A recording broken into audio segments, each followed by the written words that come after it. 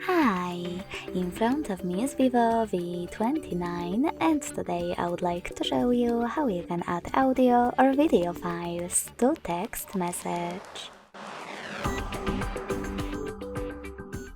First of all, open Messages app and select or create a chat.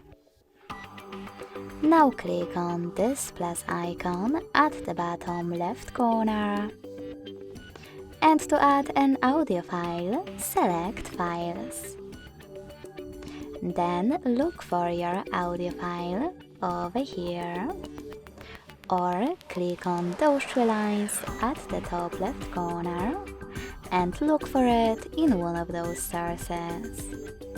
Wherever you decided after finding your file, hold it and click on Select at the top right corner to add it. If you wish to add a video one instead, click on Gallery section, tap on Gallery, click on your video right away and tap on Add at the top right corner. Or select Folders and look for it over here. Then tap on it. Thanks so much for watching. If you enjoyed this video, don't forget to leave a like, comment and subscribe. Bye!